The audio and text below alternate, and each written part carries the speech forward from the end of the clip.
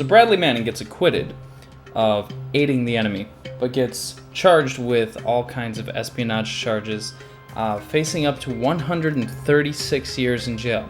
First off, doesn't make any fucking sense. Nobody lives to be 136 years when they're already, 30-something, 20-something years old. An extra 136 years, that is. Most people already understand that our justice system is just completely fucked. It makes no sense in most cases. You always hear the cliches on the internet and on TV of the rapist getting 5 years, but the guy who had some pot, getting 20 years for dealing or whatever. It's kind of not proportionate. So here's a guy who leaks information to WikiLeaks, okay, back when, this was popular. And most of the information is about the illegal things that our government is doing to us and to people across the world, things that violate international law. And then Edward Snowden comes around, another Bradley Manning, another WikiLeaks, if you will. And then we have stations like Fox News, obviously, making dumbass statements like this, that they're traitors. Of course they'll have some commentators on there saying they're heroes because they want to appear fair and balanced.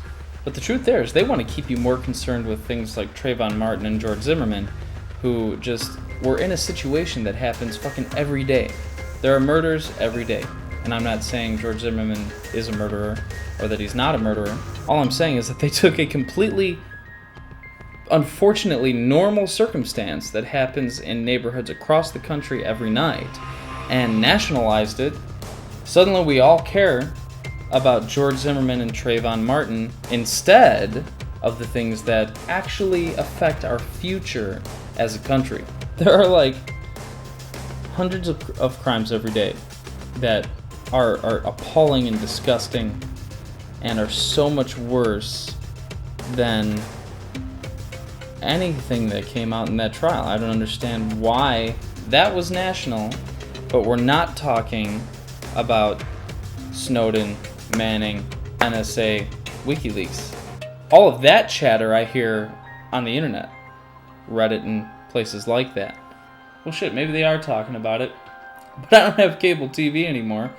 I just read foxnews.com every so often to see what kind of inane shit they're going to put out this week.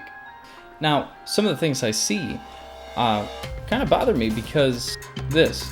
I just bought this recently because there was going to be a Restore the Fourth thing here in Ohio. And I figured, hey, I'll do the mask thing.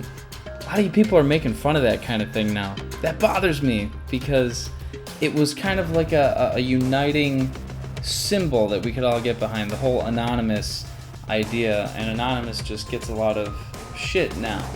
And maybe they really weren't ever really worth any sort of glorification or anything, or admiration.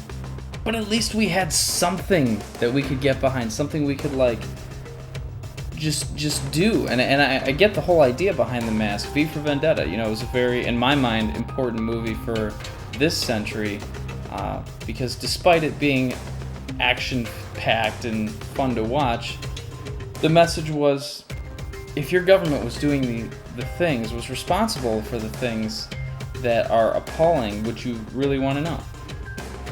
So as you know, the character V became kind of that symbol on the internet, at least for a year and a half.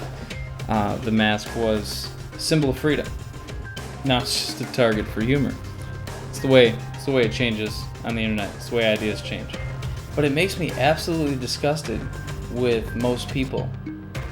I'm not saying the mask in particular, but I'm saying the people who downplay and try to rationalize around the facts. Here's a fact.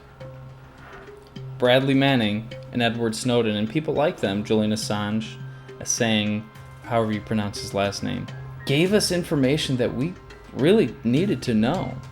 And for the justice system to condemn them for that, for really being a beacon of hope for those people in our country that are dissatisfied with the direction that we're in, it's pretty disgusting, if you ask me. Anyway, that's what I got for you this week. Hopefully I'll be back next week if I am. Yay. If not, I guess you're used to that by now. So I will catch you guys next time. Subscribe to the channel. Rate the video if you like. Leave a comment, say hello, say fuck you too. Catch you later.